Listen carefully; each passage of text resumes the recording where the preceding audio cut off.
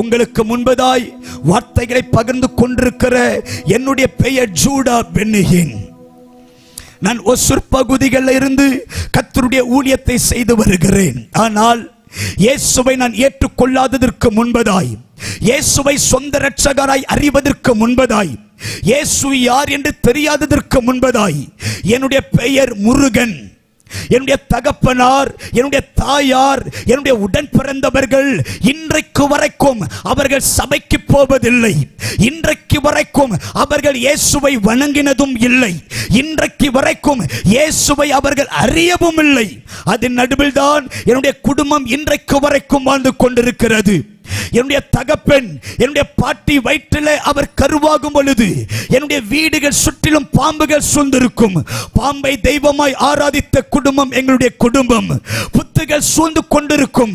அதன் நடுவில் தான் அவர்கள் படுத்து உறங்குவது வழக்கம். எங்கள் தகப்பன் பிறந்த உடனே தொட்டிலை சுற்றிலும் பாம்புகள் படுத்துக் கொண்டிருக்கும். ஆகையால் என்னுடைய பாட்டி என்னுடைய தகப்பனுக்கு நாகராஜ் என்று பெயர் வைத்தார்கள்.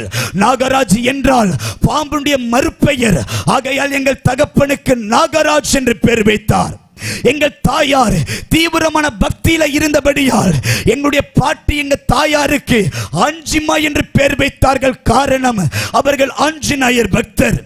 எங்கள் பெரிய சகோதரியுடைய பெயர் லக்ஷ்மி. என்னுடைய சின்ன சகோதரியுடைய பெயர் சரஸ்வதி. எங்க அண்ணன் பெயர் ஐயப்பன் மணிகண்டன். என்னுடைய பெயர் முருகன். எங்களுக்கு சொந்த ஒரு கோயில் இருக்கிறது. அந்த கோயிலை தினமும் ஆராதிக்க வேண்டும் என்பது வழக்கம்.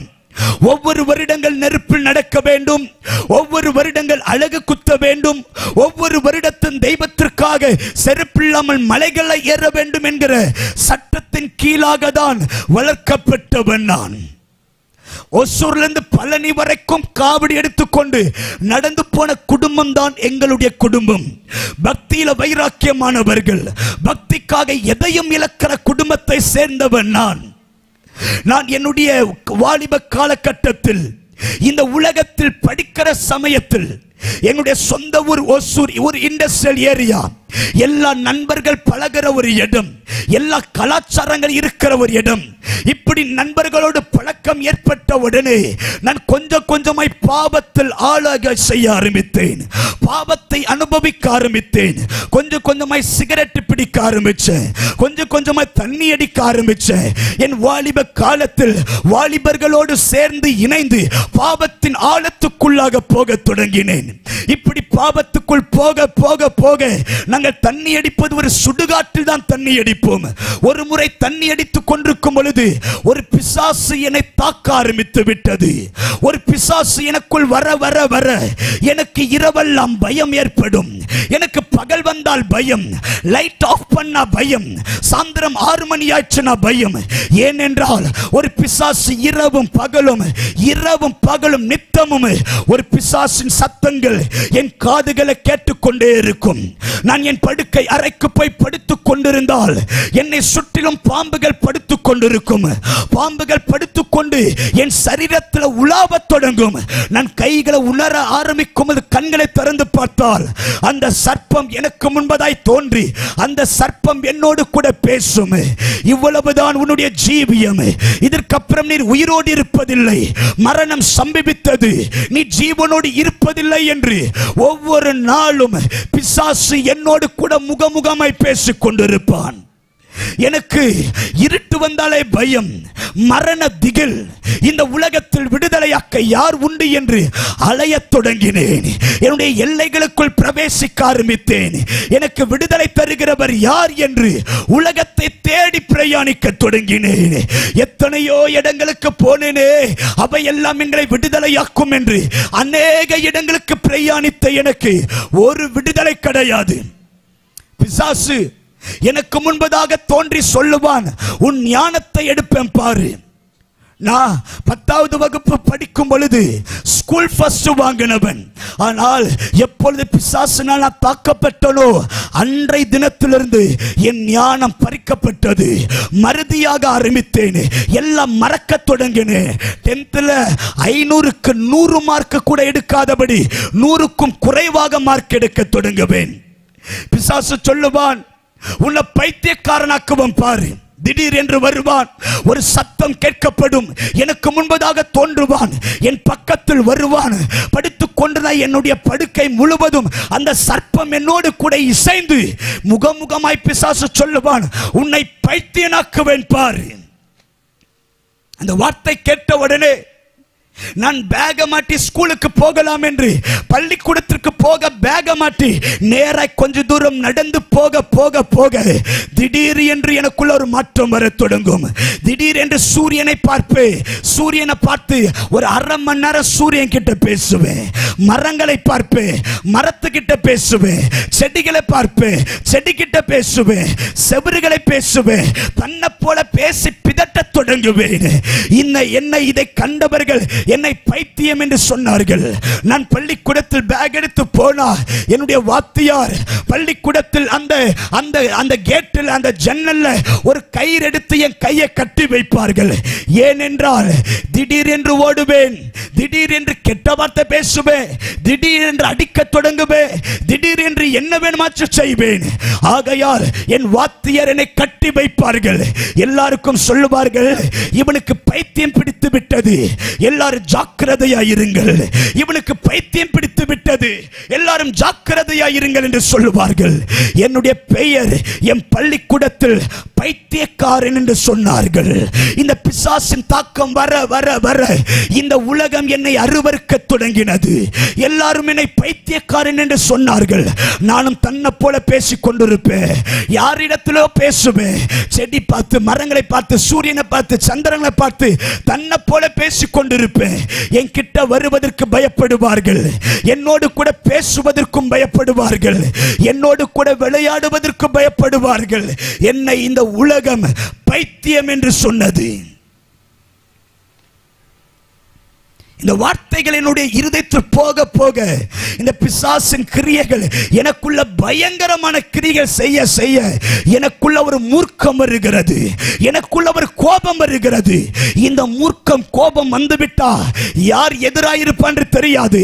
யாரை பார்த்தாலும் அடிக்க தோணும். வாகனத்தில் போவார்கள், திடீரென்று எட்டி உதைக்க தோணும். யாரையாவது பார்ப்பார்கள், சண்டையிட வேண்டும் என்று தோணும். யாரையாவது இருப்பார்கள், மண்டவடைக்கணும் என்று தோணும். என் வாத்தியார்கள் கிட்டத்தட்ட ஏராளமான என்னுடைய ஸ்கூல் ஸ்டாஃப்ல இருக்கிற வேலை செய்கிற டீச்சர்ஸ் உடைய எத்தனையோ பேருடைய மண்டைகளை உடைத்தவன் நான். ரத்தங்களை பார்க்க வேண்டும். கொடூர இருதயமாய் மாறினது. என் இருதயம் கடினப்பட்டது. இரக்கமில்லாதவனாய், அன்பில்லாதவனாய், பிசாசின் பிள்ளையாகவே முற்றிலும் மாறப்பட்ட காலம். இப்படி வாழ்ந்து கொண்டிருக்கும் பொழுது பிசாசுடைய சத்தம் அடிக்கடி, உன்னை சீக்கிரமாய் கொன்று விடுவேன், நீ இந்த உலகத்தில் உயிரோடு இருப்பது இல்லை என்கிற இந்த வார்த்தை வர வர எனக்கு தோன்ற தொடங்கிவிட்டது. இன்னும் சீக்கிரமாய் நம்ம சாக போகிறோம் போல. இந்த உலகம் நம்மை வேண்டாம் என்று ஒதுக்கிறது. பிசாசு பிரச்சனை பிடிபட்டிருக்கிறேன். என்னை விடுதலையாக்கவோ, என்னை சுகமாக்கவோ இந்த உலகத்தில் யாரும் இல்லையா என்கிற ஏக்கத்தோடு நான் ஒரு தீர்மானம் எடுக்க தொடங்கினேன். என்னை விடுதலையாக்க இந்த உலகத்தில் யாரும் இல்லையே.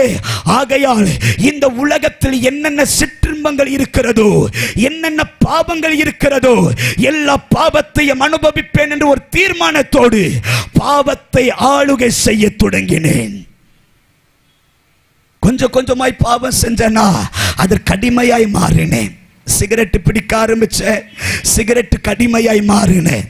தண்ணி அடிக்க ஆரம்பிச்சேன், அதற்கு அடிமையாய் மாறினேன். கஞ்சா பிடிக்க ஆரம்பிச்சேன், கஞ்சாவுக்கு அடிமையாய் மாறினேன். போதை ஊசிகளை போட ஆரம்பிச்சேன், போதை ஊசிகளுக்கு அடிமையாய் மாறினேன். போதை ஊசிகளுக்கு கஞ்சா அடிப்பதற்கும் பணம் இல்லை என்றால் தெரு தெருவாய் உலாவி ஏதாகிலும் திருடிக்கொண்டு, எங்க வீட்டில் ஏதாகிலும் பணத்தை திருடிக்கொண்டு, எங்க தாயார்கள் வைத்திருந்த நகைகளை திருடிக்கொண்டு அடமானத்தில் வைத்து கஞ்சாவும் போதை ஊசிகளை போட வேண்டும் என்று அடிமைத்தனத்தில் இருந்தவன். ஒவ்வொரு நாளும் அடிமை.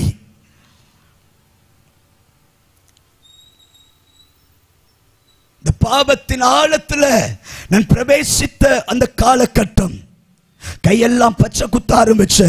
எப்படி ஆகிலும் இந்த உலகத்தில் உயிரோடு இருக்கிற நாளெல்லாம் பாவத்தை சம்பாதித்து பாவத்தில் வாழ்ந்து பூரணமா எல்லாவற்றையும் அனுபவித்து செத்து விட வேண்டும் என்று பாவம் பாவம் பாவம். கண்கள் திறந்தால் பாவம், கைகளை வைத்தால் பாவம், செய்யாதது ஒன்றுமில்லை என்று சொல்லத்தக்கதாக உலகத்தில் இருக்கிற எல்லாவற்றையும் அனுபவித்தவன் நான். சுருக்கமாய் சொல்லுகிறேன், கவனியுங்கள். இப்படி இந்த பாவத்தின் ஆழத்தில் இருக்கிற சமயத்தில் நான் படித்தது ஒரு கிறிஸ்தவ பள்ளிக்கூடம். ஒரு வருடம் என் வீட்டுக்கு நான் போகவில்லை. அந்த பள்ளிக்கூடத்தில் தான் படித்து உறங்கி அங்கே உணவு உண்டு அங்கே தங்கிக் கொண்டிருக்கிறேன். அந்த இடத்துல சபை ஆராதனை நடக்கும். அந்த பள்ளிக்கூடத்தில் அந்த சத்தம் எல்லாம் என் காதுல கேட்க தொடங்கும். இயேசு விடுதலையாக்குவார், இயேசு அற்புதம் செய்வார், இயேசு மனுக்குலத்தை வாழ வைப்பார், இயேசுதான் உலக ரட்சகர், இயேசுதான் ஜீவன் உள்ளவர். இந்த சத்தங்களின் காதுகளை கேட்க தொடங்கினது. 2012 வருஷம் மே மாதம் 25ஆம் தேதி இரவு 8 மணிக்கு ஒரு சபை ஆராதனையில கலந்து கொண்ட நான். எல்லாரும் சாட்சி சொல்ல தொடங்கினார்கள். இயேசுதான் என்னை விடுதலையாக்கினார், என் பாவத்திலிருந்து இயேசு விடுதலையாக்கினார், என் சாபத்திலிருந்து இயேசு விடுதலையாக்கினார், நான் ஜீவனோடு இருப்பதற்கு காரணம் இயேசு, என் வியாதியை இயேசு விடுதலையாக்கினார், கோரமான விபத்திலிருந்து இயேசு என்னை தப்புவித்தார், என் கேன்சரை இயேசு சுகமாக்கினார். எல்லாருடைய சாட்சியை கேட்ட எனக்கு ஒரு நம்பிக்கை உண்டானது. யார் இந்த இயேசு என்கிறதான ஒரு ஏக்கம் எனக்குள். நேராய் ஸ்கூல் மொட்டை மாடி மேல 5th பில்டிங் மேல ஏறின. யார் இந்த இயேசு? யார் இந்த இயேசு? மனுக்குலத்தை விடுதலையாக்க வந்தவர் யார் இந்த இயேசு? ஓ, பாவத்திலிருந்து விடுதலையாக்கிறவர் இவரா? ஓ, அற்பத்திலிருந்து விடுதலையாக்கிறவர் இவரா? இல்ல சாபத்திலிருந்து விடுதலையாக்கிறவர் இவரா? வியாதிலிருந்து விடுதலையாக்கிறவர் இவரா? இவர்தான் விடுதலையாக்கிற தெய்வம் என்றால் என்னையும் விடுதலையாக்கட்டும் என்று 5th பில்டிங் மேல ஏறி முதலாய் தெய்வத்தை நோக்கி பார்க்கிறேன். பாவத்தில் இருக்கிறேன், சாபத்தில் இருக்கிறேன், பிசாசின் பிரச்சனையில பிடிபட்டிருக்கிறேன், விடுதலையாக்க முடியாத போராட்டத்தில் இருக்கிறேன். என்னை விடுதலையாக்க, என்னை சுகமாக்க இந்த உலகத்தில் யார் உண்டு என்று மேல் 5th பில்டிங் மேல ஏறி நின்று காத்து கொண்டிருக்கிறேன். இரவு 8 மணி என் இருதயத்தின் குமுறுதலோடு தேவனிடத்தில் அழத் தொடங்கினேன். 9, 10, 11, 12 இந்த காலம் நேரம் கடக்க எனக்கு முன்பதாக திடீரென்று ஒரு சர்ப்பத்தின் உருவம் எனக்கு முன்பதாக தோன்றி ஒரு சர்ப்பம் என்னை பார்த்து சொல்லுகிறது, இதுவே உனக்கு கடைசி நாள், இன்றைக்கு உன் ஜீவன் உன்னை விட்டு எடுக்கப்படுகிற நேரம் வந்து விட்டது. பிசாசு முகமுகமாய் தோன்றி என்னிடத்தில் சொல்லுகிறார், இதுதான் கடைசி நாள். இந்த வார்த்தை பிசாசின் சத்தங்கள் கேட்ட உடனே என் இருதயத்தில் யாரோ ஊசி குத்துவது போல, என் இருதயத்தை யாரோ கையால புளிவது போல எனக்குள்ள ஒரு வேதனை அதிகரிக்க தொடங்கினது. கொஞ்ச நேரம் நான் பார்க்கிறேன், என்னால மூச்சு விட முடியல, என்னால நார்மலா பேச முடியல, என்னால நார்மலா நிக்க முடியல. என் இதயத்தை யாரோ பிழிவது போல, என் இதயத்துல யாரோ ஊசில குத்துவது போல மரண வலி, மூச்சு விட முடியவில்லை, மரண வலி எனக்கு தெரிந்து விட்டது.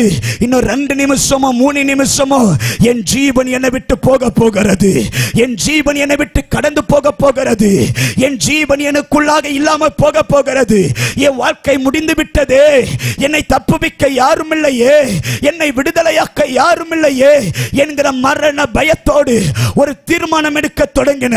இந்த வலி வேதனையோடு இனி ஜீவனோடு இருப்பதற்கு தகுதி இல்லை.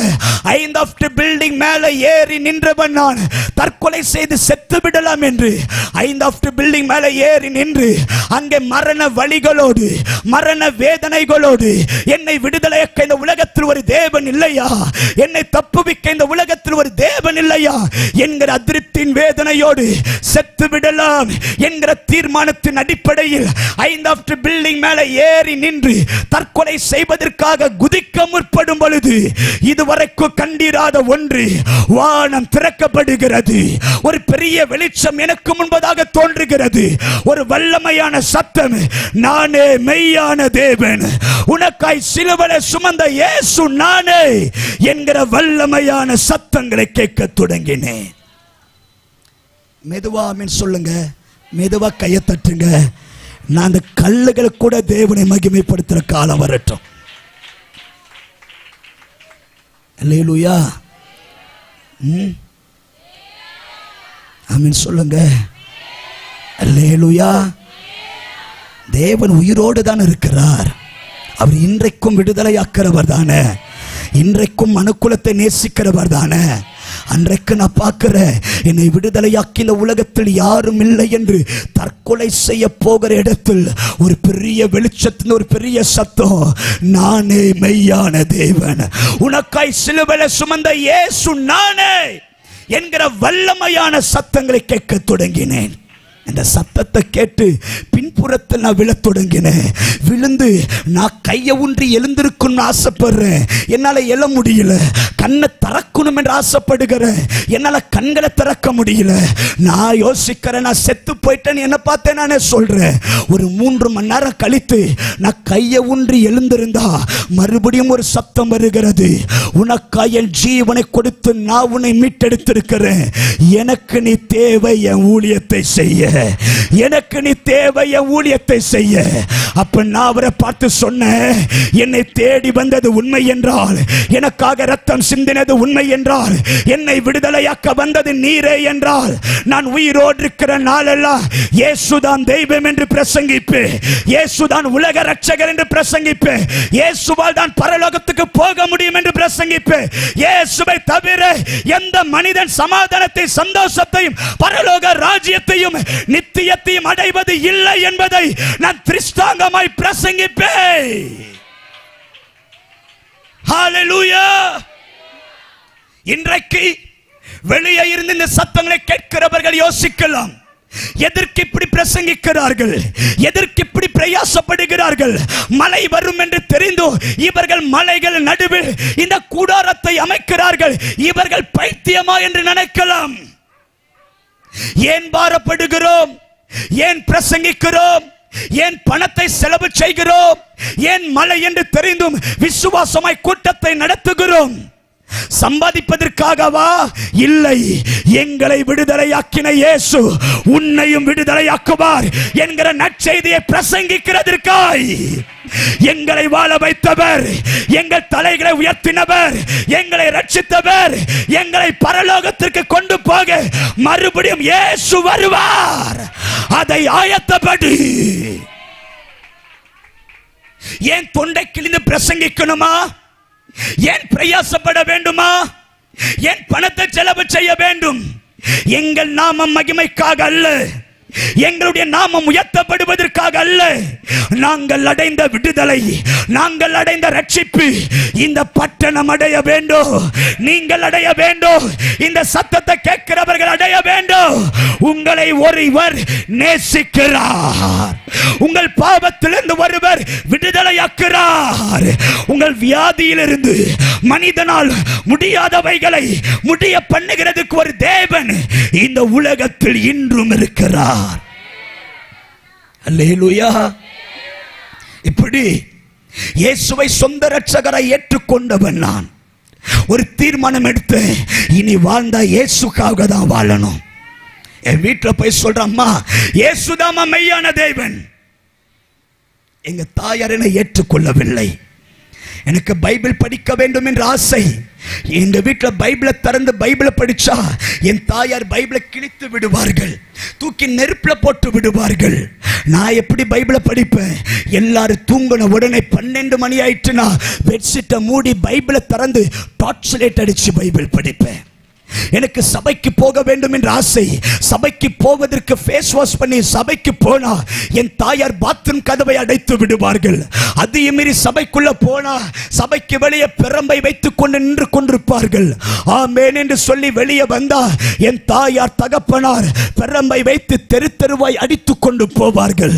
என் கைகள் எல்லாம் காயமா இருக்கும், சூடு வைப்பார்கள். சபையை மீறி நான் வீட்டுக்கு போயிட்டா அன்றைக்கு என் கையை கட்டி அறைக்குள்ள அடைத்து ஒரு பாத்திரத்தில் வரமிளகப்பட்டு நெருப்பு வைப்பார்கள். அதனுடைய புகை சுவாசிக்க முடியாதபடி மூச்சு திணறல் ஏற்படும். ஆனால் என் தாயார் சொல்லுவார்கள், அடுத்த முறை நீ சபைக்கு போனா உனக்கு இதே நிலைமை என்று சொன்னார்கள். தேவ கிருபையில சொல்லுகிறேன், ரட்சிக்கப்பட்டு இந்த நாள் வரைக்கும் ஒரு ஆராதனை நான் மிஸ் பண்ண கிடையாது. எத்தனையோ உபத்திரவங்கள், எத்தனையோ வேதனைகள், அதன் நடுவில் தெய்வத்தை ஆராதிக்க தேவன் எனக்கு ஒரு வைராக்கியத்தை கொடுத்தார். அல்லேலூயா. இயேசுவை ஏற்றுக்கொண்டபடியால் ஒரு வருடம் எங்க தாயார் என் கூட பேசவே கிடையாது. ஒரு வருடம் கழித்து தாயார் சொன்னார்கள், வருட வருடம் மாலை போடுவல்ல, இந்த வருஷம் நீ மாலை போடணும். நான் சொன்னேன், என்னை விடுதலையாக்கினவர் இயேசு, என்னை வாழ வைத்தவர் இயேசு, வாழ்ந்தால் இயேசுவுக்காக வாழுவேன். என் தாயார் சொன்னார்கள், நீ இப்படி என்று தெரிந்த சின்ன வயசை கொன்றுப்பேன், ஒன்று செய், மாலை போட்டா வீட்டில் இரு, இல்ல வீட்டை விட்டு வெளியே போய் என்று துரத்தி விட்டார்கள். எனக்கு 17 வயதா இருக்கும் பொழுது என் தாயார் தகப்பனார் என்னை வீட்டை விட்டு துரத்தினார்கள். பஸ் ஸ்டாண்ட தான் போய் தூங்குவேன், ரயில்வே ஸ்டேஷனை தான் போய் படுத்துக் கொள்வேன், பிளாட்ஃபார்ம்ல தான் நான் தூங்குவேன். எனக்கு சாப்பிடுவதற்கு சாப்பாடு கிடையாது. எனக்கு சாப்பாடு யார் தெரியுமா தருவார்கள்? என் பரிதாப நிலைமை கண்ட பிச்சைக்காரர்களுக்கு யாராவது பிச்சை போடுவாங்க பார்த்தீங்களா, அவர்கள் என்னை பார்ப்பார்கள், இவர்களுக்கு உணவு இல்லாமல் இருக்கிறதே என்று அந்த பிச்சைக்காரர்களுடைய கரத்தில் இருக்கிற சாப்பாடு பொட்டலத்தை எனக்கு தந்து சொல்லுவார்கள், சாப்பிடு என்று சொல்லுவார்கள். நம்ம நினைக்கிறோம் பெண்களுக்கு பாதுகாப்பு இல்லை என்று. 17 வயது வாலிபனாய் பாதுகாப்பு இல்லாமல் தெரு தெருவாய் அலைந்தவன் நான். பஸ் ஸ்டாண்டு, ரயில்வே ஸ்டேஷன், பிளாட்ஃபார்ம்ல படுத்தவன். என் வேலை என்ன தெரியுமா? காலையில எழுந்து ஒசூல இருக்கிற பப்ளிக் டாய்லெட்டை கிளீன் பண்ணா எனக்கு 200 ரூபாய் தருவார்கள். வீட்டில் இருக்கிற செப்டிக் டாய்லெட்டை கிளீன் பண்ணா எனக்கு 100 ரூபாய் தருவார்கள். இது மாதிரி புல்லெல்லாம் கொத்தி விட்டா 50 ரூபாய், 20 ரூபாய், 30 ரூபாய் தருவார்கள். என் வேலையே இதுதான். நான் என்ன தெரியுமா செய்வேன்? செப்டிக் டாய்லெட்டை கிளீன் பண்ணி, பப்ளிக் டாய்லெட்டை கழுவி, அங்கேயே முகத்தை கழுவி, நேரா பேக மாட்டிட்டு நேரா கவர்மெண்ட் ஸ்கூல்ல போய் படிப்பேன், நேரா காலேஜ் உள்ள போய் படிப்பேன். ஒரு நாள் 2 நாள் இல்ல, 6 வருடம் பப்ளிக் டாய்லெட்டை கழுவினவன் நான். 6 வருடம் வீட்டை விட்டு துரத்தப்பட்டவன் நான். 6 வருடம் உலகத்தில் அங்கீகரிக்கப்படாதவன் நான். 6 வருடம் உணவில்லாமல் அலைந்தவன் நான். 6 வருடம் இந்த உலகம் நிராகரிக்கப்பட்டு பப்ளிக் டாய்லெட்டை கழுவி ஸ்கூல் காலேஜ் படித்து எல்லாருக்கும் மத்தியில் அனாதை, பிச்சைக்காரன், பாத்ரூம் கிளீன் பண்ணுகிறவன் என்கிற பேர் எடுக்கப்பட்டிருக்கிற 6 வருடம். ஒரு நாள் 2 நாள் இல்ல சகோதரி, 6 வருடம் இப்பேற்பட்ட வேதனையில் இருந்த என்னை தான் பரலோகத்தின் தேவனாகிய கர்த்தர் மறுபடியும் என்னை தேடி வந்து சொன்னார், உன்னை என் நாம மகிமைக்காகவும் ஜனங்களின் ரட்சிப்புக்காகவும் நான் உன்னை பிரயோஜனப்படுத்துகிற காலம் வந்துவிட்டது என்றார். நான் மெக்கானிக்கல் இன்ஜினியர் படிக்க உதவி செய்தார். ஒரு நல்ல ஒரு சம்பளத்தில் வேலை செய்ய கிருபை செய்தார். வேலை செய்த உடனே கர்த்தர் சொன்னார், என் ஊழியம் செய்கிற காலம் வந்துவிட்டது, இந்த காலத்தில் என் ஊழியத்தை செய் என்று கர்த்தர் அழைத்தார். தேவ கிருபையில சொல்லுகிற என்னுடைய வேலையை விட்டு தேவனுக்காய் முழு நேர ஊழியக்காரனை புறப்பட்டு வந்தேன். இன்றைக்கு வரைக்கும் கர்த்தர் நிறைவாய் ஆசீர்வதித்துக் கொண்டிருக்கிறார். ஹல்லேலூயா. எத்தனை பேரையும் கூட சேர்ந்து ஆமென் சொல்ல முடியும்? இந்த இயேசு மனிதனை விடுதலையாக்க வந்தவர். இந்த இயேசு மனிதனை வாழ வைக்க வந்தவர். தாவீது சொல்லுகிறார், எந்த மனிதனையும் பலப்படுத்தவும், எந்த மனிதனையும் மேன்மைப்படுத்தவும், எந்த மனிதனையும் உயர்த்தவும் உம்முடைய கரத்தினால் அதிகாரம் உண்டு. யோவான் ஸ்நானகன் சொல்லுகிறார், உலகத்தில் வந்த எந்த மனிதனையும் பிரகாசிப்பிக்கிற மெய்யான ஒளியே இந்த ஒளி. எளியவனை குப்பையில் உயர்த்தி ராஜாக்களோடும் பிரபுக்கள் சத்துருக்களோடும் இவர் அமர பண்ணுகிறவர். சாதாரணமான சிறியவனை புழுதிலிருந்து உயர்த்தி அவனை பிரபுக்கள் மத்தியில் அமர பண்ணுகிறவர். ஞானிகளை வெட்கப்படுத்தும்படி உலகத்தில் பைத்தியமானவைகளை தெரிந்தெடுக்கிறவர். உலகம் ஆச்சரியப்படத்தக்கதாய் ஒரு கூட்டத்தை உயர்த்துகிறவர். இவர் யார் தெரியுமா? உலகம் எது வேண்டாம் என்று உரைக்கிறது, வீடு கட்டுகிறவர்கள் ஆகாது என்று தள்ளின கல்லே மூளைக்கு தலைக்கல்லாக மாறினது. அது கர்த்தரால் ஆயிற்று. எல்லாருடைய ஜனங்கள் ஆச்சரியப்படுகிறார்கள் என்கிற வார்த்தையின் அடையாளமாய் நான் பிரசங்கிக்கிற இயேசு மனுக்குலத்தின் இரட்சகர். ஹல்லேலூயா. இன்றைக்கு இந்த சத்தங்கள் நீங்கள் எப்படி இருந்து கேட்டாலும் சரி, இன்றைக்கு நான் சொல்லுகிறேன், உங்களை விடுதலையாக்க இயேசு ஒருவர் தான் வழி. உங்கள் பாவத்திலிருந்து விடுதலையாக்க, உங்கள் சாபத்திலிருந்து விடுதலையாக்க, உங்க வேதனையை மாற்ற, உங்க கண்ணீர் துடைக்கப்பட, இந்த உலகத்தில் வாழ தகுதி இல்லை என்று எந்த மனிதர்கள் உதாசீனப்படுத்தினார்களோ உங்களை வாழ வைக்கிறதுக்கு இயேசுதான் தீர்வு. சத்திய வேதம் எழுதப்பட்டிருக்கிறது, நானே வழியும் சத்தியமும் ஜீவனுமாய் இருக்கிறேன், என்னை அல்லாமல் ஒருவனும் பரலோக ராஜ்யத்தை அடைய முடியாது. ஹல்லேலூயா. ஆகையால் இந்த சத்தங்களை கேட்கிற யாரானாலும் இன்றைக்கு பாவத்தில் இருக்கிறீர்களா? மனம் திரும்புங்கள், பரலோக தேவனை நோக்கி கூப்பிடுங்கள். பாவத்தில் வேதம் சொல்லுகிறது, இருதயத்தில் சுத்தம் உள்ளவர்கள் பாக்கியவான், அவர்கள் தேவனை தரிசிப்பார்கள். நீங்கள் தெய்வத்தை தேடிக்கொண்டிருக்கிறீங்களா? யார் தேவன்? என்னை விடுதலையாக்கிறவர் யார்? என்னை சுகமாக்கிறவர் யார்? எனக்கு அற்புதம் செய்கிறவர் யார்? என்னை வாழ வைக்கிறவர் யார் என்று கேள்வியின் நடுவில் யாராகிலும் இருந்தால் வேதம் உரைக்கிறது, அந்த தேவன் யாருக்கு வெளிப்படுவார்? இருதயத்தில் சுத்தம் உள்ளவனுக்கு வெளிப்படுவார். இன்றைக்கு ஒருவேளை பாவத்தின் அடிமைத்தனத்தில் யாராகிலும் அமர்ந்திருக்கிறீர்களோ, இன்றைக்கு மனம் திரும்புங்கள். இயேசுதான் மெய்யான ஒளி. அவர் சொல்லுகிறார், என்னிடத்தில் வருகிற ஒருவனையும் நான் புறம்பே தள்ளுவது இல்லை. ஹல்லேலூயா. எத்தனை பேர் ஆமென் சொல்ல முடியும்? நல்ல கைகளை உயர்த்தி தேவனை ஸ்தோத்திரம் பண்ணலாமா? இன்றைக்கு அந்த மெய்யான ஒளி, அந்த மெய்யான தொடுதல் இந்த ராத்திரி நமக்காக இறங்கி வரப்போகிறார். இந்த சத்தங்கள் எங்கிருந்து கேட்டாலும் நான் சொல்லுகிறேன், உங்கள் பாவத்திற்கு தீர்வு இயேசு, உங்கள் சாபத்திற்கு தீர்வு இயேசு, உங்க வியாதிக்கு சுகம் இயேசு, உங்கள் தேவையை ஆசீர்வதிக்கிறவர் இயேசு. இவர்தான் வல்லமை நிறைந்திருக்கிறவர். இவரால கூடாத காரியம் இந்த உலகத்தில் ஒன்றுமில்லை. இவரை கூப்பிட்டு பாருங்கள், இவரை தேடி பாருங்கள், ஒரு பெரிய ஆசீர்வாதத்தை கர்த்தர் இந்த ராத்திரியிலே தருவாராக. ஹல்லேலூயா. எத்தனை பேர் ஆமென் சொல்ல முடியும்? வேகமாய் ஒரே ஒரு வசனத்தை வாசித்து நாம் வேகமாய் ஜெபித்து முடிக்கலாம். வாசிக்கலாம். ஆதியாகமத்தின் புத்தகம் 26ஆம் அதிகாரம், அதனுடைய 1, 2, 3. ஆதியாகமத்தின் புத்தகம் 26ஆம் அதிகாரம், அதனுடைய 1, 2, 3.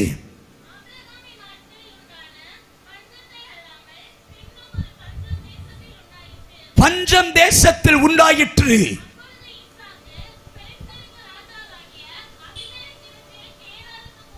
கேராகுக்கு போனான். கர்த்தர் அவனுக்கு தரிசனமாகி, நீ எகிப்திற்கு போகாமல் நான் உனக்கு சொல்லும் தேசத்திலே குடியிரு, இந்த தேசத்திலே வாசம் பண்ணு, நான் உன்னோட கூட இருந்து உன்னை ஆசீர்வதிப்பேன்,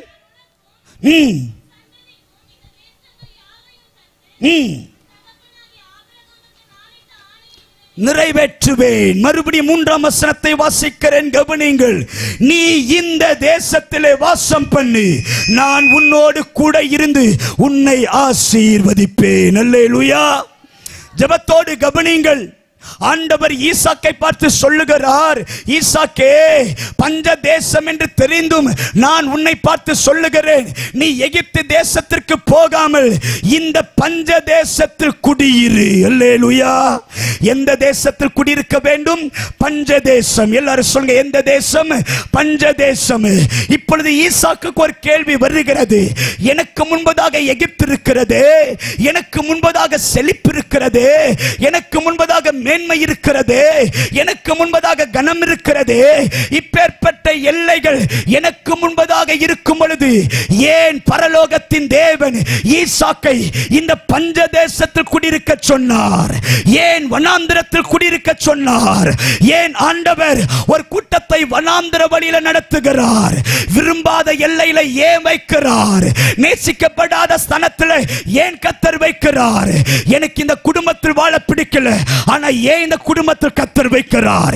எனக்கு இந்த பட்டணத்தில் வாழ பிடிக்கல, ஏன் இந்த பட்டணத்தில் உயிரோடு வைக்கிறார்? எனக்கு உயிரோடு இருக்க பிடிக்கல, ஏன் உயிரோடு வாழ வைக்கிறார்? இன்னைக்கு அநேகருடைய கேள்விகள், நான் எதற்கு இந்த உலகத்தில் வாழுகிறேன்? இவ்வாழ்க்கை எனக்கு பிடிக்கவில்லை, எங்கேயாவது போயிடலாமே, எதையாகிலும் செய்து விடலாமே, பஞ்ச தேசத்தில் ஏன் கர்த்தர் குடியிருக்க சொல்லுகிறார்? ஆண்டவர் ஈசாக்கை பார்த்து சொல்லுகிறார், நீ இந்த தேசத்தில் குடியிரு, உன்னை நான் ஆசீர்வதிப்பேன். அல்லேலூயா. இன்றைக்கு நான் தேவ சன்னிதானத்தில் காத்திருக்கும் பொழுது என் இருதயத்தில் ஏவப்பட்ட ஒரு வார்த்தை, நீ இந்த தேசத்தில் குடியிரு, நான் உன்னை ஆசீர்வதிப்பேன். இங்க ஒருவேளை யாராகிலும் எங்கேயாவது போயிடலாமா, எங்கேயாவது ஓடிடலாமா, இந்த ஸ்தலத்தில் இருக்க வேண்டாமே, இந்த குடும்பத்தில் இருக்க வேண்டாமே, இந்த வேலையில இருக்க வேண்டாமே, இந்த ஜீவியம் செய்ய வேண்டாமே, இந்த ஊழியம் செய்ய வேண்டாமே, எங்கேயாவது போய்விடலாமா? எத்தனை எல்லைகள் இருக்கிறது, சமாதானமாய் போயிடலாம். இந்த தேசம் வேண்டாம், இந்த பட்டணம் வேண்டாம், இந்த குடும்பம் வேண்டாம், செத்துறலாம், தற்கொலை செய்து விடலாம், வாழ்ந்து என்ன சுகம், போயிடலாம் என்று யாராக நினைத்துக் கொண்டிருக்கிறீங்க என்றால் கர்த்தருடைய வார்த்தை சொல்லுகிறது, நீ இங்கே குடியிரு, நான் உன்னை ஆசீர்வதிக்க போகிறேன். ஹல்லேலூயா. ஜெபத்தோடு கவனியுங்கள். நமக்கு பிடிக்காத இடத்துல ஏன் கர்த்தர் நம்மை இருக்க வைக்கிறார்? இந்த சண்டைகள் நடுவில் பாஸ்டர், இந்த குடும்பத்தில் என்னால இருக்க முடியல, போயிடலாம் இருக்கிறேன், ஆனா ஏன் இருக்கிறேன்னு எனக்கு தெரியல. இவ்வளவு பிரச்சனைகள் இருக்கிறது. ஒரு பக்கம் கடன், ஒரு பக்கம் வியாதி, ஒரு பக்கம் எதிர்ப்பு, ஒரு பக்கம் பொறாமை, ஒரு பக்கம் சஞ்சலம், ஒரு பக்கம் ஏன் வாழ்றேன்னு தெரியல, ஒரு பக்கம் மனிதனுடைய எதிர்ப்பு, ஒரு பக்கம் குடும்பத்தினுடைய எதிர்ப்பு. இத்தனை போராட்டங்கள் இருக்கிறது. எனக்கு வாழ்க்கையை வாழ பிடிக்கல, ஆனா நான் ஏன் வாழ்றேன்னு எனக்கு தெரியல. இப்ப ஈசாக்கு பார்க்கிறான், இது பஞ்சதேசம் ஆண்டவரே, இது வனாந்திர ஆண்டவரே, இதுல யாரும் குடியிருக்க முடியாது, இதுல ஏன் குடியிருக்க வைக்கிறீர்? வனாந்திரம் என்றால் என்ன தெரியுமா? சத்தமாய் வாசிக்கலாம். எரேமியாவின் தீர்க்கதரிசன புத்தகம் 2ஆம் அதிகாரம் அதனுடைய 5ஆம் வசனம். எரேமியா 2ஆம் அதிகாரம் அதனுடைய 5ஆம் வசனம். கர்த்தர் சொல்கிறது என்னவென்றால், எங்களை எகிப்து தேசத்திலிருந்து வர பண்ணினவரும் அவாந்தர வெளியும் பள்ளங்களும் உள்ள தேசமும் வறட்சியும் மரண இருளும் உள்ள தேசமும் ஒருவனும் கடவாமலும் ஒரு மனுஷனும் குடியிராமலும் இருக்கிற இந்த வனாந்தரத்தில். வனாந்தரம் என்றால் வேதம் அடையாளப்படுத்துகிறது. வனாந்தரம் என்றால் வறட்சி உள்ளது, வனாந்தரம் என்றால் பள்ளங்கள் நிறைந்தது, வனாந்தரங்கள் என்றால் ஒரு நாளும் குடியிருக்காத இடம், வனாந்தரம் என்றால் ஒரு நாளும் பிரயாணிக்க முடியாத இடம், வனாந்தரம் என்றால் மரண இருள்கள் சூழ்ந்திருக்கிற இடம். இப்பொழுது கர்த்தர் ஏன் இந்த வனாந்தரத்தில் குடியிருக்க வைக்கிறார்? ஜெபத்தோடு கவனிங்கள். வேதம் உரைக்கிறது, உலகத்தில் உபத்திரவங்கள் உண்டு, ஆனாலும் திடன் கொள்ளுங்கள், நான் உலகத்தை ஜெயித்தேன். இந்த உலகத்தில் பாடு இருக்கிறது, இந்த உலகத்தில் கடினம் இருக்கிறது, இந்த உலகத்தில் வேதனை இருக்கிறது, இந்த உலகத்தில் கண்ணீர் இருக்கிறது, இந்த உலகத்தில் அவமானம் இருக்கிறது, இந்த உலகத்தில் கைவிடுதல் இருக்கிறது, இந்த உலகத்தில் நிராகரிப்புகள் இருக்கிறது, இந்த உலகத்தில் துரத்தப்படுகிற எல்லைகள் இருக்கிறது, இந்த உலகத்தில் நம்பிக்கை துரோகங்கள் இருக்கிறது, இந்த உலகத்தில் நம்ப வைத்து ஏமாற்றப்படுகிற சூழ்நிலை இருக்கிறது, இந்த உலகத்தில் நம்பை வைத்து கழுத்தறுக்கிறவர்கள் இருக்கிறார்கள். ஆனாலும் கர்த்தர் சொல்லுகிறார், உலகத்தில் உபத்திரவங்கள் உண்டு, ஆனாலும் திடன் கொள், நான் உலகத்தை ஜெயித்தேன். அல்லேலூயா. எத்தனை பேர் என் கூட சேர்ந்தாமன்னு சொல்ல முடியும்? கைகளை உயர்த்தி தேவனை ஸ்தோத்திரம் பண்ண முடியுமா? இன்றைக்கு நான் இந்த வார்த்தைகளை சொல்லி நான் முடிக்க விரும்புகிறேன். அன்பு சகோதரனே, அன்பு சகோதரியே, இந்த சத்தங்களை கேட்கிற அன்பு தாயார் தகப்பன்மார்களே, ஏன் இந்த உலகத்தில் வாழ வேண்டும்? செத்து விடலாமே, இந்த உலகத்தில் வாழ தகுதி இல்லை என்று இந்த வனாந்திரத்தை கசந்து கொண்டிருக்கிறவர்களுக்கு நான் சொல்லுகிறேன். ஏன் தெரியுமா? ஈசாக்கை ஆண்டவர் இந்த அபிமெலேக்கின் இடத்தில் குடியிருக்க சொல்லுகிறார். நீங்கள் வீட்டில் போய் வாசித்து பாருங்கள். 6 அதிகாரத்துக்கு முன்பதாய் அதே அபிமெலேக்கின் இடத்தில் தான் தகப்பனாகிய ஆபிரகாம் தலை குனிந்தான். அந்த தேசத்தில் தான் சாராள் கடத்தப்பட்டாள். அந்த தேசத்தில் தான் அவர்கள் பரதேசி எனப்பட்டார்கள். இதை பார்த்த பரலோகத்தின் தேவனாகிய கர்த்தர் ஈசாக்கை பார்த்து சொல்லுகிறார், ஈசாக்கே, ஏன் தெரியுமா இங்க குடியிருக்க சொல்றேன்? இந்த தேசத்தில் தான் உன் தகப்பன் கண்ணீர் வடித்தார். இங்கே தான் தலை குனிந்தீர்கள், இங்கே தான் வெட்கப்பட்டீர்கள், இங்கே தான் துரத்தப்பட்டீர்கள், இங்கே தான் அவமாக்கப்பட்டீர்கள். நான் சொல்றேன், யாரு மறந்தால் அதை நான் மறப்பதில்லை. பஞ்சம் என்று தெரிந்து ஏன் தெரியுமா இங்க குடியிருக்க வைக்கிறேன்? அன்னைக்கு தலை குனிந்தீர்களே, இன்னைக்கு தலை நிமிர வேண்டும் என்பதற்காய் பஞ்ச தேசத்தில் நீ விதைப்பாய். அப்பொழுது 100 மடங்கு பலன் உண்டாகும். எல்லாரும் விதைப்பார்கள், யாருக்கும் அறுவடை இல்லை. ஆனால் பஞ்சத்தின் நடுவில் விதைத்த உனக்கோ 100 மடங்கு பலனை தருகிறேன். ஏன் தெரியுமா? இங்கே தான் தலை குனிந்தீர்கள், இங்கே தான் வெட்கப்பட்டீர்கள், இங்கே தான் அவமானப்படுத்தப்பட்டீர்கள். அதை தெரிந்த நான் சொல்லுகிறேன், இங்கே குடியிரு, நான் உன்னை ஆசீர்வதிப்பேன். அல்லேலூயா. ஒருவேளை இந்த சத்தத்தை கேட்கிறவர்கள் யாராக இந்த வார்த்தையை கவனிக்கிறவர்கள் இருக்கிறீர்கள் என்று நான் சொல்றேன். அன்பு சகோதரி, இந்த பட்டணத்தில் தான் நீ தலகுனிஞ்ச, இந்த பட்டணத்தில் தான் உன்னை வேண்டாம் என்று சொன்னார்கள், இந்த பட்டணத்தில் தான் ஊழியம் செய்யக்கூடாது என்று சொன்னார்கள், இந்த பட்டணத்தில் வரக்கூடாது என்று சொன்னார்கள், இந்த பட்டணத்தில் தான் அவமானப்பட்ட, இந்த பட்டணத்தில் தான் இருக்க வீடு இல்லாமல் இருந்த, இந்த பட்டணத்தில் தான் பிள்ளை எப்படி வளர்ப்பாய் என்று சவால் விட்டார்கள்.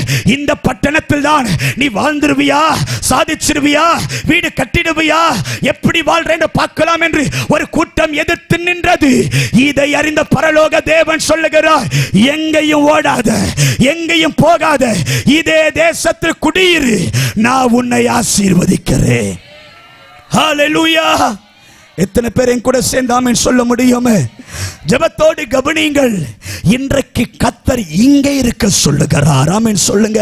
நீங்க உயிரோடு இருக்கணும், நீங்க தேவனை மகிமைப்படுத்தணும், தேவனுக்காக வாழணும், தேவ மகிமை அடையணும், பரலோக ராஜ்யத்தை அடைந்து நித்தியமாயிருக்கிற ராஜ்யத்தை சுதந்தரித்து பரலோகத்தின் தேவனோடு சமாதானமான வாழ்க்கை வாழ கர்த்தர் நம்முடைய சபைக்கு அனுக்கிரகம் தருவாராக. அல்லேலூயா. அன்பு சகோதரனே, அன்பு சகோதரியே, ஏன் தெரியுமா இந்த 3 நாட்கள் கன்வென்ஷன் உங்களுக்கு ஒரு காரியத்தை சொல்ல விரும்புகிறேன். ஜெபத்தோடு கவனிங்கள்.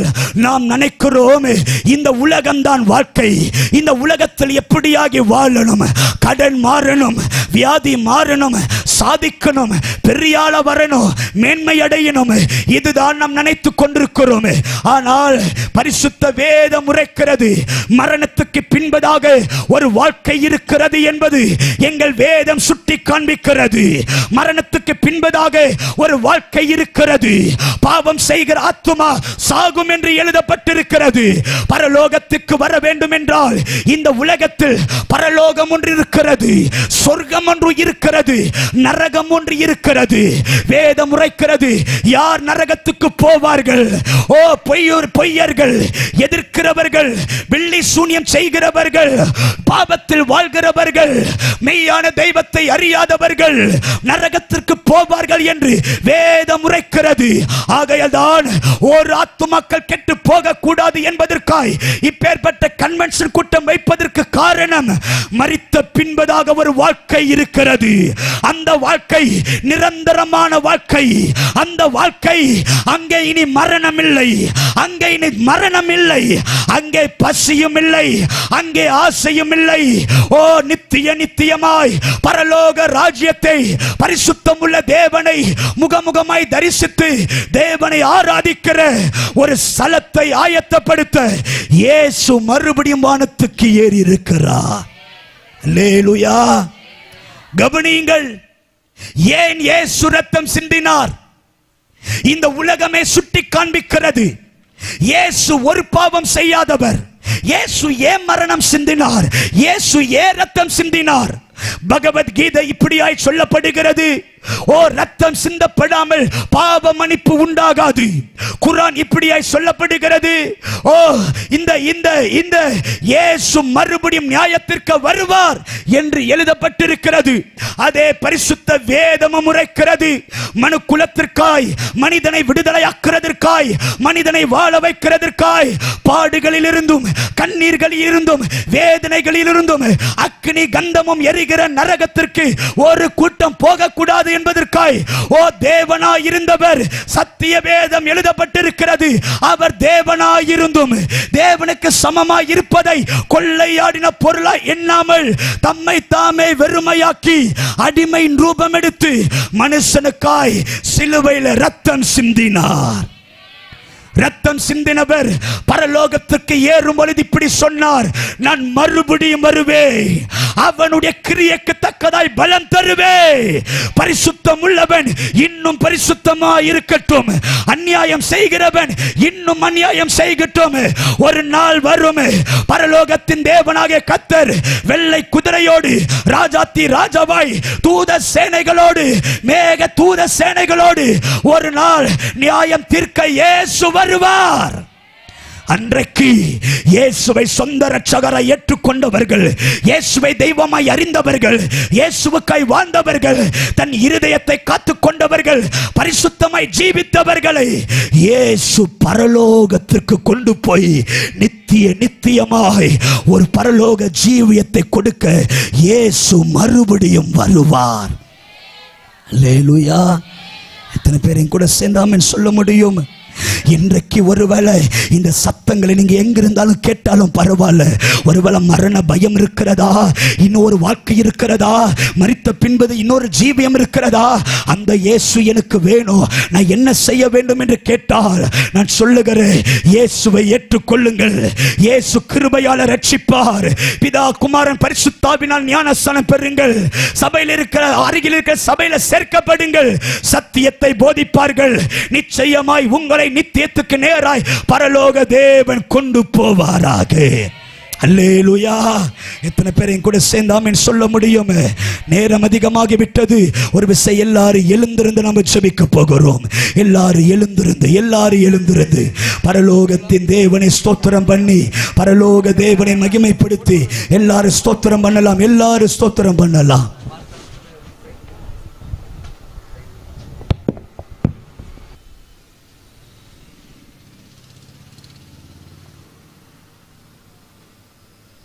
எல்லாரும் எழுந்திருக்கலாம். ஒரு விஷயம் எல்லாரும் எழுந்திருக்கலாம். இந்த சத்தங்கள் ஆன்லைன் மூலமாகவும், இந்த அருகில் இந்த சத்தங்கள் கேட்கப்படுகிற யாரானாலும் ஒரு விசை கண்களை மூடி ஆண்டவரை ஸ்தோத்திரம் பண்ணி, ஆண்டவரே இதுவரைக்கும் இயேசு ஏன் வந்தார், எதற்காக வந்தார், இவரால் தான ரட்சிப்பு, இவர் மூலமாதான பரலோக ராஜ்யம், நித்தியத்தை அடைய வேண்டும் என்கிற ஆசை பாருங்கள் இந்த ராத்திரியில யாருக்கு இருக்கிறதோ அவர்கள் ஒரு விசை வாய்களை திறந்து ஆண்டவரை ஸ்தோத்திரம் பண்ணுங்கள். ஆண்டவரை ஸ்தோத்திரம் பண்ணுங்கள். தங்கள் பாவங்களை அறிக்கையிடுகிறவன் வாழ்வடைய மாட்டான், அவைகளை அறிக்கை செய்து விட்டு விடுகிறவனோ இரக்கம் பெறுவான். இன்றைக்கு நீங்கள் எங்கிருந்தாலும் வாய்களை திறந்து எசப்பாவை பார்த்து சொல்லுங்க, நான் செய்த பாவங்களை மன்னிப்பீராக, உங்க ரத்தத்தாலே கழுவுவீராக, உங்க ரத்தத்தாலே சுகமாக்குவீராக, உங்க ரத்தத்தினால் எங்கள் பாவங்களை கழுவுவீராக. சத்திய வார்த்தை எழுதப்பட்டிருக்கிறது. ஓ தேவன் பாவத்தை மன்னிக்கிறவர். அவருடைய ரத்தத்தினால் ஒரு மீட்பு உண்டு, அவருடைய ரத்தத்தினால் ஒரு விடுதலை உண்டு. அவருடைய ரத்தத்தினால், ஓ தேவ மகிமையின் பிரசன்னம் அவருடைய ரத்தத்தினால் உண்டாகிறது. ஒரு விசை எல்லா தேவ பிள்ளைகள் ஆண்டவருக்கு ஸ்தோத்திரம் பண்ணி, ஆண்டவருக்கு ஸ்தோத்திரம் பண்ணலாம், ஆண்டவருக்கு ஸ்தோத்திரம் பண்ணலாம்.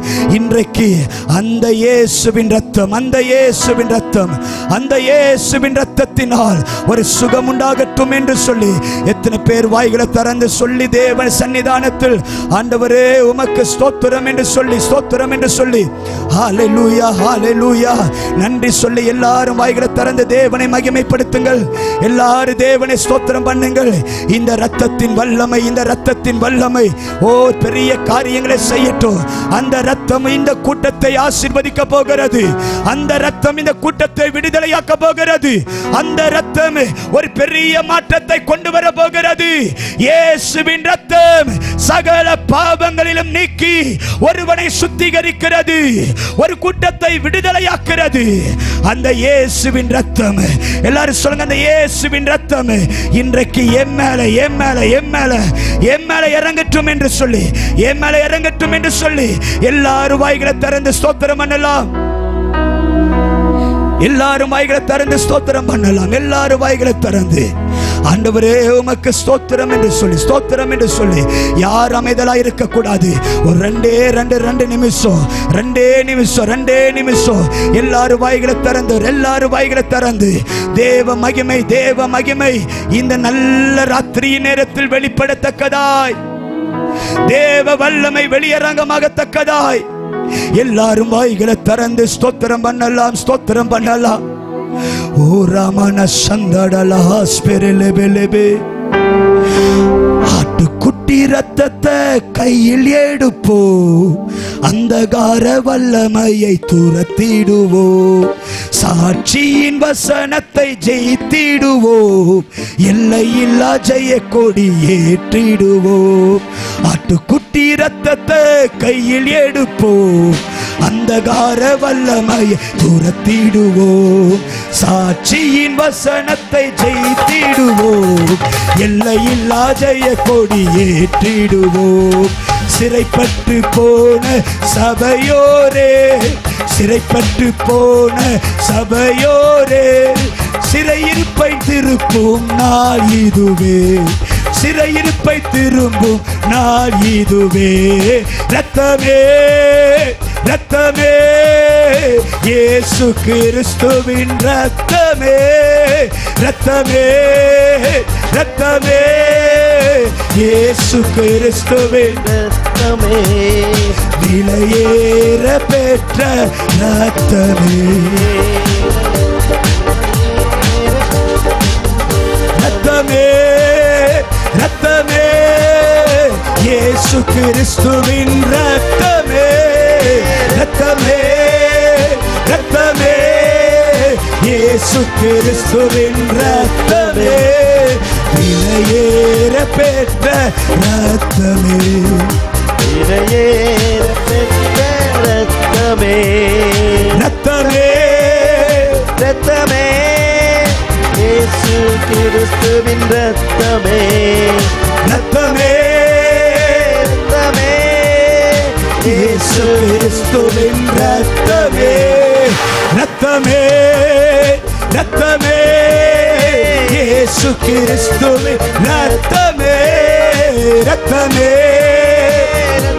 இந்த ரத்தத்தின் வல்லமை, இயேசுவின் ரத்தத்தின் வல்லமை இந்த ராத்திரி இந்த இடம் முழுவதுமாய் இறங்கட்டும். ரத்தத்தின் விடுதலை, ரத்தத்தினால் பாவ மன்னிப்பு, ரத்தத்தினால் பரலோக ஜீவியம், ரத்தத்தினால் சுத்திகரிப்பே.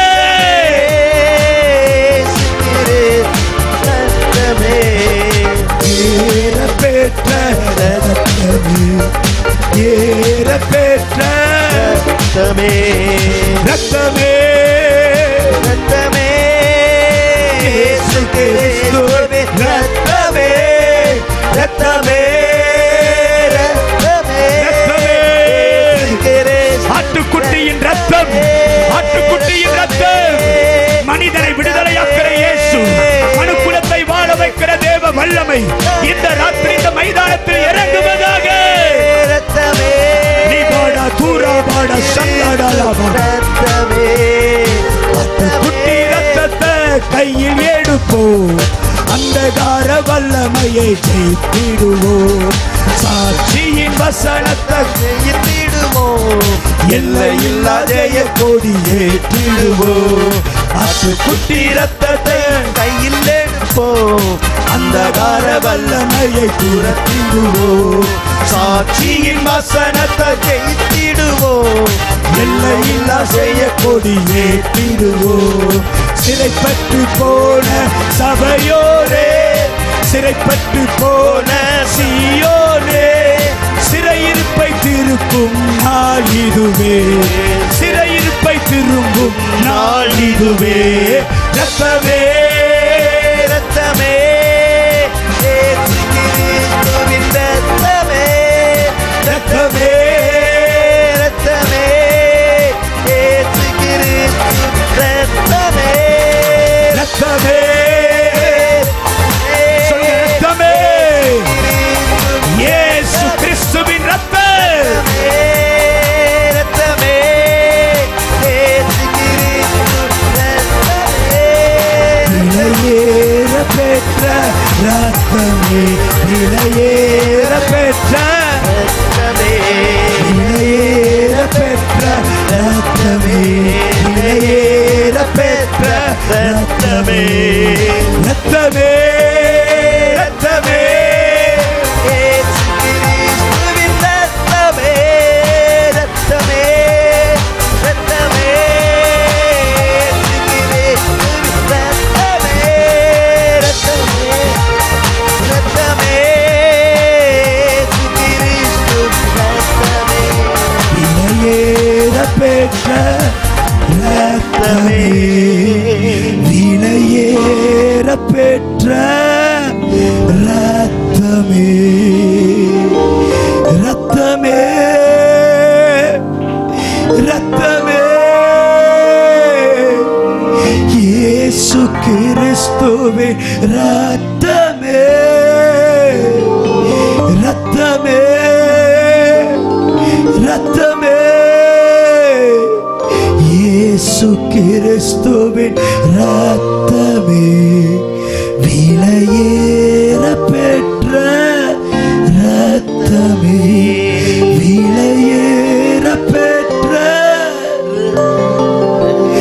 இயேசுவின் ரத்தம் சகல பாவங்களிலும் நீக்கி சுகமாக்குறது. இயேசுவின் ரத்தம் வியாதிகளை சுகமாக்குறது. இயேசு சிந்தின ரத்தம் உன்னுடைய சாபங்களை உடைக்கிறது.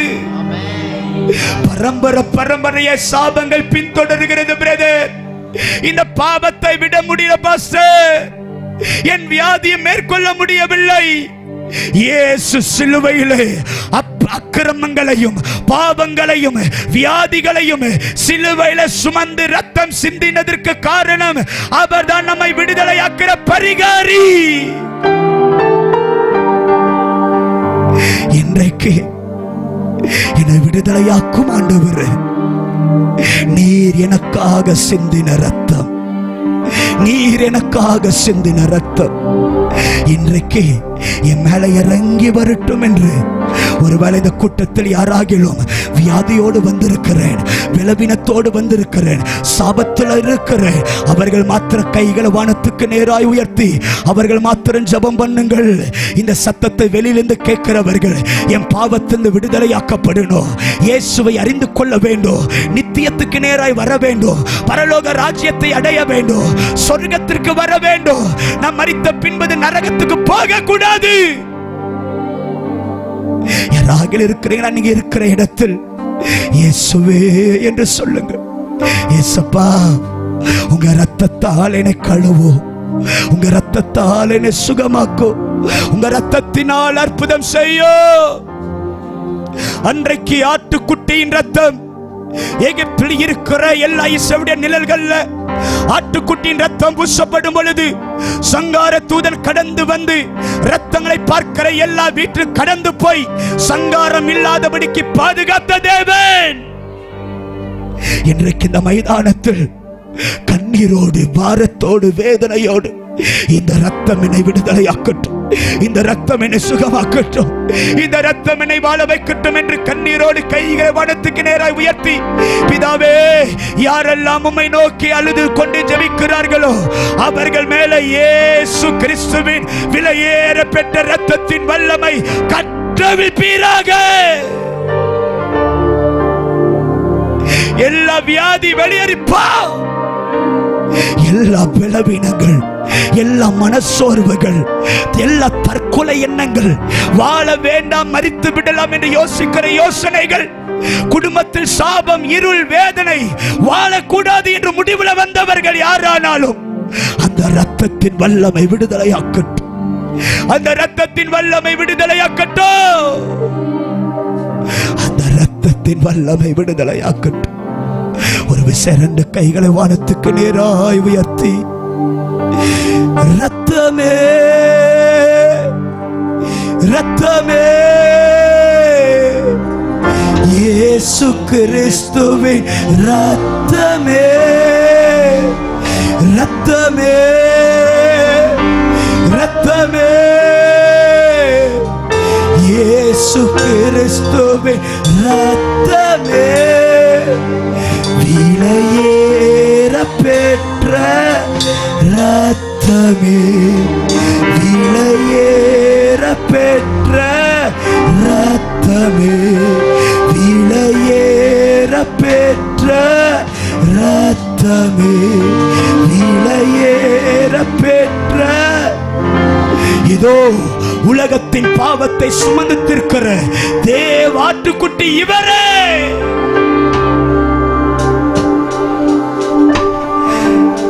தேவாட்டுக்குட்டி இவரே. அன்பு சகோதரி, அன்பு சகோதரா, அன்பு தாயாரே, அன்பு தகப்பனாரே, உங்களுக்காய் இயேசு தம்முடைய ஜீவனை தந்து உங்களை மீட்பதற்காய் ரத்தம் சிந்தி உங்களை விலைக்கரையமாய் வாங்கிவிட்டார். நீங்கள் இனி தேவனுடையவர்கள், நீங்கள் தேவனுடையவர்கள். அந்த இயேசு உங்களுக்காய் சிந்தின அந்த ரத்தம் இன்றைக்கு உங்களை விடுதலையாக்க போகிறது, இன்றைக்கு உங்களை ஆசீர்வதிக்க போகிறது, இன்றைக்கு உங்கள் தலைகளை உயர்த்த போகிறது, வியாதிகளை சுகமாக்கி கொண்டிருக்கிறது, நோய்களை பிரட்டி கொண்டிருக்கிறார், அசுத்தங்கள் ஓடிக்கொண்டிருக்கிறது, சாபங்கள் முறிந்து விழுகிறது, ஏக்கங்கள் மாறிக்கொண்டிருக்கிறது. ஒரு புதிய பலன், ஒரு புதிய ஆரோக்கியம், ஒரு புதிய நம்பிக்கை இந்த ராத்திரி கத்த தருகிறார். கைகளை தட்டி அதை பெற்றுக்கொள். நல்ல கைகளை தட்டி, நல்ல கைகளை தட்டி அந்த ரத்தத்தின் விடுதலை, அந்த ரத்தத்தின் சுகம், அந்த ரத்தத்தினுடைய ரட்சிப்பு.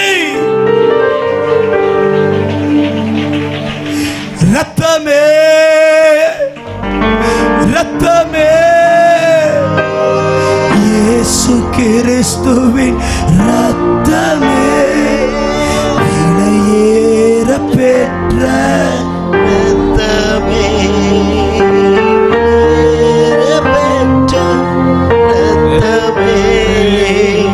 விலையேற பெற்ற ரத்தமே.